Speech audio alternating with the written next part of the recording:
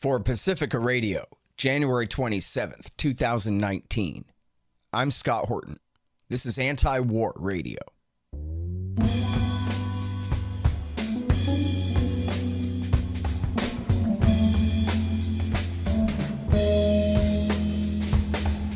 All right, y'all, welcome to the show. It is Anti-War Radio. I'm your host, Scott Horton. I'm the editorial director of antiwar.com and the author of Fool's Errand, Time to End the War in Afghanistan. You can find my full interview archive, almost 4,900 interviews now, going back to 2003, at scotthorton.org. All right, you guys, introducing John V. Walsh. He writes regularly at antiwar.com, Consortium News, and other places like that. And he was until recently professor of physiology and cellular neuroscience at a Massachusetts medical school. Oh, a Massachusetts? That's a little vague. Welcome back to the show. How you doing, John? Been a while. I'm pretty good. How are you? I'm doing good. All right, you don't want to say which Massachusetts medical school you're teaching? We'll leave that alone. I don't know. They're probably happy I'm gone. So. No, I bet they are. No, I'm just kidding. Well, we're happy to have you. Hey, listen, so you read Daniel Ellsberg's Doomsday Machine. Good idea. Yes, and I know you've had him on. It's a great book. Yeah, well, you, sir, certainly happen to have a lot to say about what he wrote in there.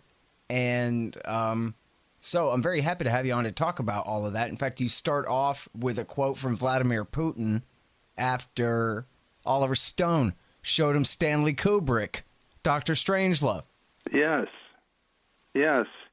And I was amazed at what he said. That he said that the Kubrick got it right, and not just right down to some technical details, including the idea that these weapon systems are increasingly hard to control.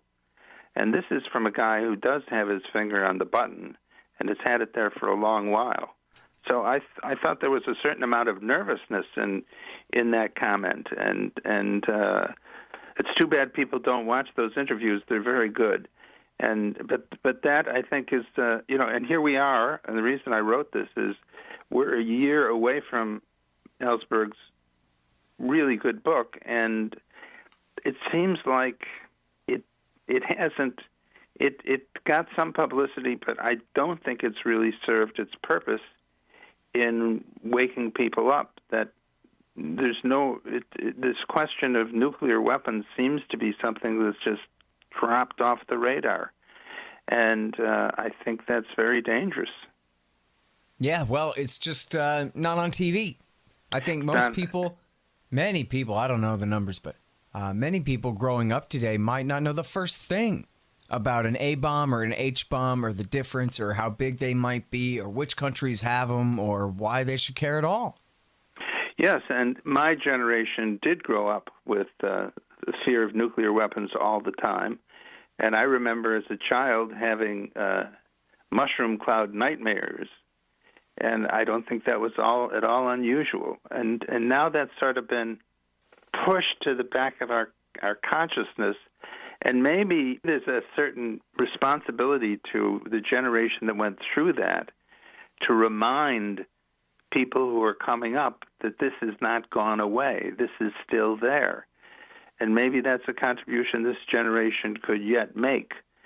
I don't know. But I think somehow the consciousness of this has to be reawakened. And I know Ellsberg, when he talks about this, places a lot of emphasis on education, which is really very important, and getting more information, which is really very important. For example, he gives an estimate of the number of people that would have been killed in the first 30 days as a result of fires and radiation and everything else. The first 30 days after a nuclear first strike by the United States in 1961. That's the Pentagon. He got an estimate from the Pentagon, which surprised him when he's working in the Kennedy administration. And it comes down to really I think it was 1.3 billion people when you look at it all together. And that doesn't include nuclear winter. That was 1/3 of the population of the Earth. Now, what is that estimate today? We have no idea The arsenals are smaller, yes, but are the weapons that are ready to go any less, and are they more powerful? We don't even know, but I think we can be pretty sure that the functioning Russia and the United States as functioning societies, and a majority of the population would be wiped out right away. That's bad enough. I mean, you don't have to go to nuclear winter to say, we don't want to risk this at every moment.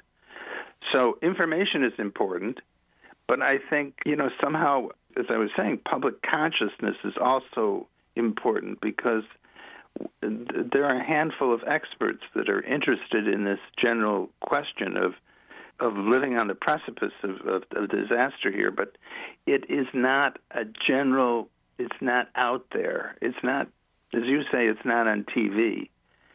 And there are many reasons for that, I think. First of all, I don't think that the establishment, our rulers, whatever you want, or the military-industrial complex wants this discussed. They really don't want the populace to be up in arms over this, because there would be tremendous pressure for them to change things.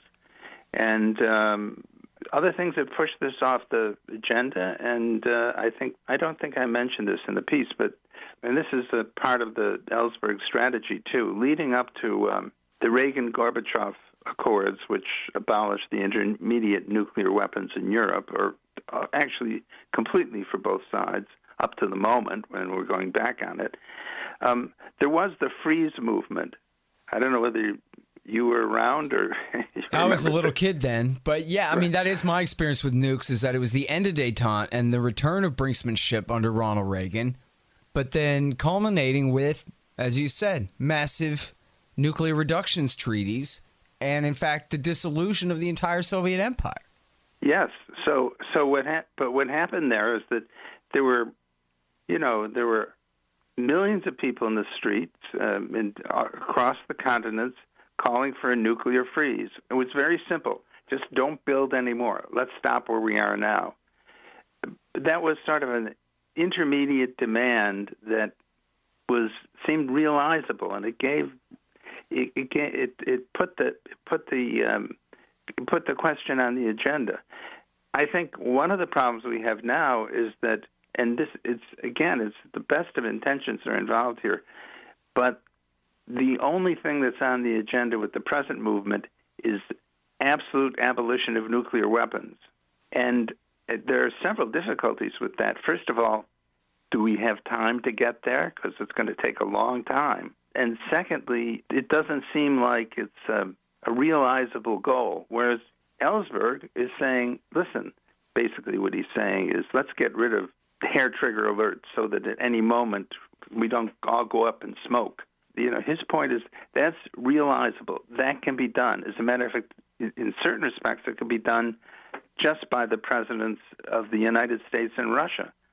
There's a series of measures that they could take if they were allowed to talk to one another that could get rid of that, and then we could go on to think about how we could abolish nuclear weapons.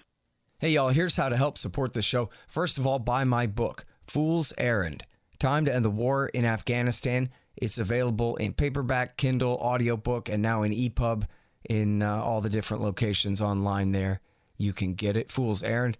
And also, really subscribe to the show. If you're not already a subscriber, there's an RSS button, iTunes, Stitcher, and all that stuff at scotthorton.org, and also at libertarianinstitute.org. 2 different feeds there are the same thing.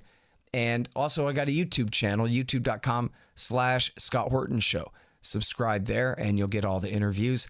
And check out my Patreon, patreon.com/Scott Horton Show. And you can find out all the details really at scotthorton.org/donate. Now, anybody donates $5 or more a month at Patreon or at PayPal will get keys to the Reddit room, r/Scott Horton Show. We got a great little Reddit group going on there if you want to join up. Anybody donates a one-off donation of $50 gets a signed book. And for $100, you can either get a QR code silver commodity disc, or you can get a lifetime subscription. For $100 to the Scott Horton Show, you get a lifetime subscription to Listen and Think audiobooks. And yes, we absolutely take PayPal and Bitcoin and all those things. So just go to scotthorton.org/donate. Also, the Amazon link is back at the top of the right-hand margin on the front of the page there. If you want to do all your Amazon shopping by way of my link, I'll get a kickback from their end of the sale. And hey, give me a good review on iTunes or Stitcher if you feel like it, or if you read the book on Amazon.com. And of course, share on social media, that kind of thing. And check me out at antiwar.com, scotthorton.org, kpfk.org, and libertarianinstitute.org. And now, you know, speaking of Reagan, and this really ought to go to show a little perspective for people, that Ronald Reagan came within an inch, really, of making a deal to abolish all American and Soviet nuclear weapons at Reykjavik in, I think it's 88. Yes. And he didn't do it over bogus promises by his staff that the Star Wars program and the Missile Defense Shield could be a real thing and that he couldn't abandon that. But anyway, that's history. But my point is... I think that's very important because a lot of the anti-war movement, and therefore a lot of what there is of the anti-nuclear movement, is liberals or progressives, whatever you want to call them. And the idea is sort of embedded here that only Democrats can possibly bring about some measure of nuclear sanity. Well, that's just not the record. That's not... Reagan did that. And actually, Trump made the campaign promise to get along with Russia. The prerequisite, we're getting into this now, but the prerequisite for any sort of nuclear controls or disarmament is for the presidents of Russia and the United States to sit down together. And that's completely impossible. The Helsinki summit occurred. They haven't been able to meet again, really. So this is a lack of historical perspective. You can't write off a chance for peace because the guy's not in your party. That's ridiculous. Well, you know, when Nixon went to China, the New York Times and The Nation and leaders in the House and the Senate, they supported it. And when Reagan was trying to negotiate away, and did successfully, as you said, negotiate away many of our H-bombs in deals with the Soviet Union, he was attacked by the likes of Norman Podhoretz and the neoconservatives, but he was supported by the liberals and the Democrats who, despite the fact that he was a Ronald Reagan, Donald Trump, 1988, they said this is the right thing, and they supported it anyway and told the hawks to shut up. And now here, where are we in the 2010s when even the idea of dealing with the Russians, especially on something like this, would be considered the highest of treason by those same liberal groups, essentially. Not by The Nation magazine, but by the rest of them. Well, that's true, and that's why, Stephen F. Cohen keeps saying the situation now is worse than it has ever been. It's worse than it was then because there was some open-mindedness, some tolerance to the other side, even if we didn't agree with them, or even if some people didn't agree with them. But that, in this Russiagate hysteria, that's gone. So we're in a very dangerous situation. We're in a dangerous situation, and it could get even worse because one of the things that Ellsberg emphasizes is that the whole problem of living on the precipice comes about from the United States and then the Soviet Union having first strike capabilities. That is, having a nuclear arsenal that can not only destroy the other country but take out its deterrent. So when you have your deterrent in threatened, what do? You first of all you build more H-bombs. That's one thing you do. So you always have some to send back, so that your adversary will know that you're not going to be, that there will be a price to pay for an attack, and you put your weapons on hair trigger alert. And you do all kinds of crazy things like delegating responsibility to unknown people to set off the weapons in case the leaders of your country get wiped out. Well, all this derives from first strike capability. That's the thing that Ellsberg emphasizes a lot. So the thing about first strike capability is it metastasizes. That is, the Chinese don't have that now. They've decided they're not going to do that. So they're sitting there with a few hundred nukes that, at last I understood, are not on hair trigger alert. But as they feel more and more threatened, and we do have a first strike capability, and we begin to say they're our main enemy, what are they going to do? Build more nukes? Put them on hair trigger alert? And now we have 3 countries that are in that condition, and who knows where it will go from there. India may look at China and say, oh, my God, look what they have. We've got to have that, too. It is to perpetuate this is even worse than having it. I mean, every day, it's not just that every day we could all get blown up, but every day makes it more likely that other people will decide to get this capability, and the situation will become even more unstable. So time's a wasting, and we should be glad that I don't want to get back into Trump again, but we should take every opportunity that we have to start these negotiations and get going. And there are people on top. There are people who, there's a whole group of ex-military commanders and advisors, an international group, Russian, American, Chinese, all retirees. People always get into these things once they're retired. I don't know why they don't do that beforehand. But anyway, who are in this group called Global Zero. I don't know whether and including Henry Kissinger and George Shultz and all of these guys that you could think of. Of course, I don't know if Sam Nunn is still alive, but... Well, they're in there, but there is a subgroup in it's globalzero.org, but there's a subgroup that is of actually ex-military internationally that is dedicated first and foremost to getting these weapons off hair trigger alert. That's their goal. They're sort of like Ellsberg, except rather than trying to get rid of Minuteman missiles and the high-level nuclear submarines, they want to go for the hair trigger alert, and I think that's very wise. There is a group like this. It doesn't include the Kissingers and all the rest that are hovering around this organization. So I don't know. I don't know whether they have any capability of actually doing something about it, but they're the only group that I've found that isn't committed to abolition or bust. The other thing, too, is that there are people who don't want first strike capability, but they do want a deterrent. North Korea is still around. Gaddafi's government is gone. Saddam Hussein's government is gone. People look at that and they say, you can argue that nuclear weapons are not a deterrent, but it looks like they are. And so when you say, well, we want everybody to go to zero right away and just trust us or something like that, they're not going to do that unless everybody has a deterrent and nobody has a first strike. Then maybe some people will say, well, we don't have to worry so much. It's a step forward, but you can't dismiss people's desire to have a deterrent when there's evidence that it has worked. I hate to say that, but there's evidence that it has worked. And so we have to take that into account, too. And it's not perfect, right?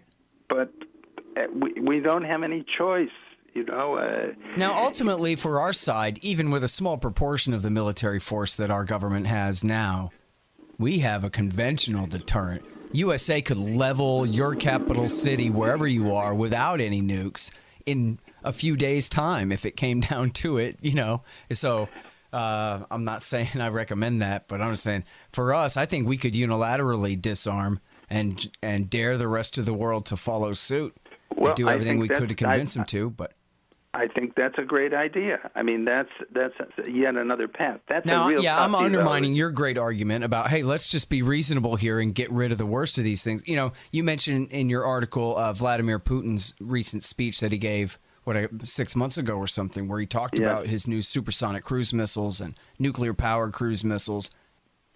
It would be, strictly speaking, I agree with you, it would be reasonable for us to say, we have such a powerful military, which I'd rather we didn't, but that we don't need a nuclear deterrent unless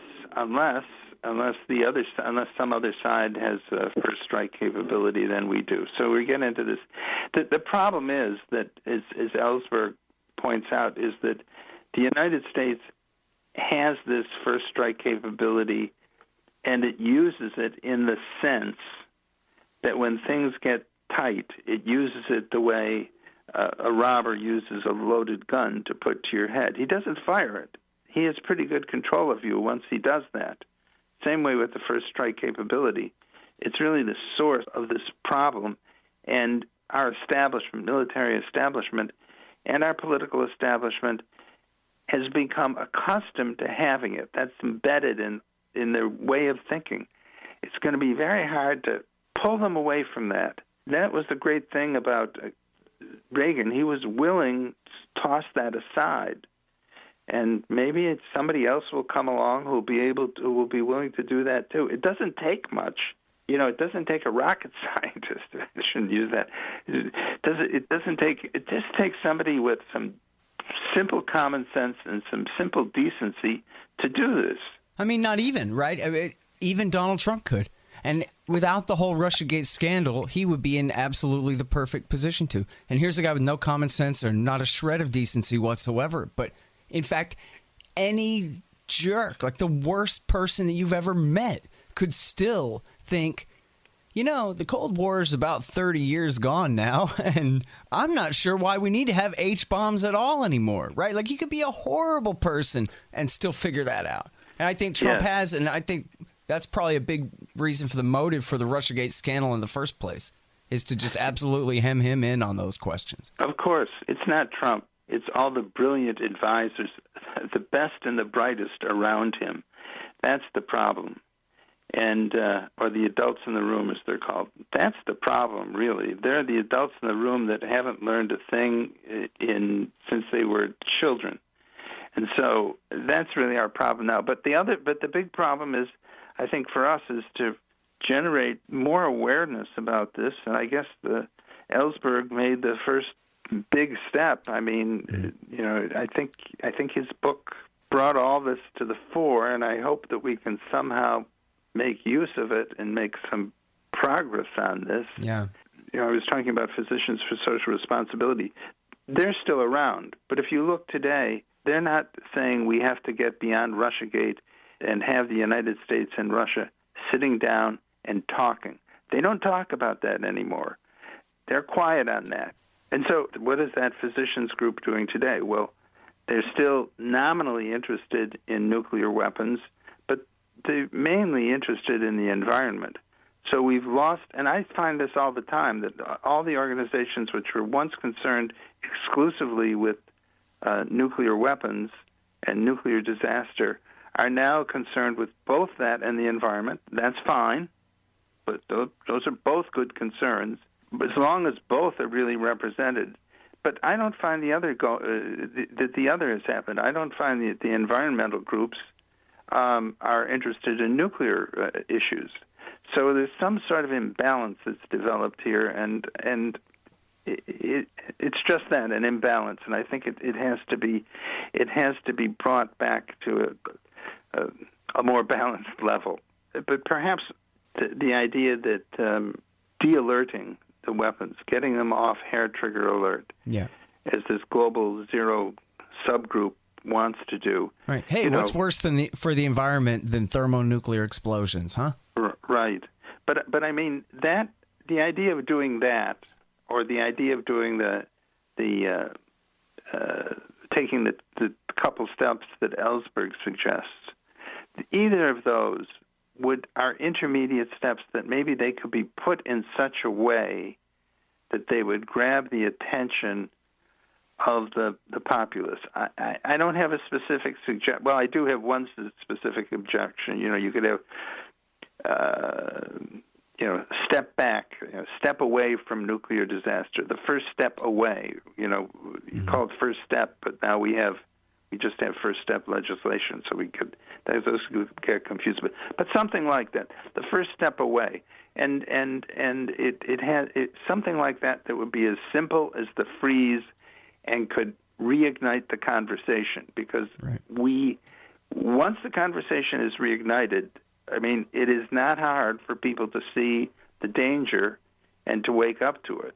So, and you know, that awakening has to occur, because even I was in a discussion group, a phone discussion group, for a long while with I won't name the name, but a big peace group, and there were several people on there who, you know, they've spent their whole lives in peace work, and they were saying, well, this is not a concern. The military has war gamed this out, I remember one saying, and we don't have to worry about it. That is, I don't know where that mentality even comes from, but it is from somewhere that somebody who has never had any serious interaction with technology, because nothing ever works forever just the way it's supposed to be, or supposed to work. That's not the so there has to be something, maybe a work of art, like you suggest, like getting back to that movie or so. There has to be something, and I think preferably something that would move people. The other thing is the INF. Since the INF treaty is being torn up, people in Europe maybe should be out in the streets saying, you know, in large numbers, we don't want any nuclear weapons put in our country. But I don't see that happening. And I'm not advocating a solution because I don't have it, but I am advocating that we start to look for one with some sense of urgency. You know, whether somebody will come along and defy. I mean, it always takes somebody to defy the people, the status quo, the establishment. That's what Gorbachev did. I mean, he said, I've had enough. None of this makes sense. I'm not going to go along with this anymore. He just said, forget about it. I'm going to do what obviously should be done. And he had the guts to do it. And Reagan did too. And I think actually we don't know whether Trump has that in him, because we haven't been able to test that. There hasn't been a Helsinki 2 or Helsinki 3 or 4. So we don't know. So I don't know. I think that's why we have to put this on the front burner again in whatever way we can. Yeah. Well, in a way, at least, there's the humor of the whole situation. Where on one hand, I mean, you know, back in the 1980s, he had actually said he wanted Reagan to send him to Moscow to negotiate the deal to get rid of them all. So we know he thinks along those lines. He had an uncle that taught at MIT that he likes to, has repeated a few times, taught him all about nuclear weapons and what have you. So, and he sees the greatness factor in doing something big like that. And yet at the same time, what has he done? He's taken Obama's policy of the $1.2 trillion revamp of the entire nuclear weapons arsenal and industry, and he's made it the $1.7 trillion plan and counting. And so he talks a good game, and he admits that he knows better, and then he does the worst wrong thing almost every time, and including on nukes so far. Yes, it's people succumb to pressure. You see that all the time, and that's why I guess a lot of people, you know, like these retired generals who are on this Global Zero Committee, Nuclear Reduction Committee, Nuclear Risk Reduction Committee. I think probably a lot of people, once they get out of office or out of their careers in the military, they step back and they say, "Oh my God, look what I've done." I think there's you know, Ellsberg talks about that too. It came to him before he got into retirement. It came to him because the Vietnam War woke him up, and so it's a little bit too late. Then people have to do that when they're in power and they have a chance to really make a difference. We haven't seen that yet since Reagan and Gorbachev, and we better see it soon. Yeah, I'm telling you what. And hey, so for listeners who, you know, have just grown up without this education, go to YouTube and look at some H-bombs, and then, you know, And think about somewhere maybe squeezing it into your political priorities there. The very future existence of the human race. It might be worth your time, you know? All right. Hey, listen, thanks so much for coming back on the show. It's been a long time, and great to talk to you again, John. Okay. Thanks you for John. having me on. All right, you guys, thanks very much for listening. I am Scott Horton. This is Anti-War Radio. I'm here every Sunday morning from 8:30 to 9 on KPFK 90.7 FM in LA. Find my full interview archive, almost 4,900 interviews now going back to 2003 at scotthorton.org. See you next week.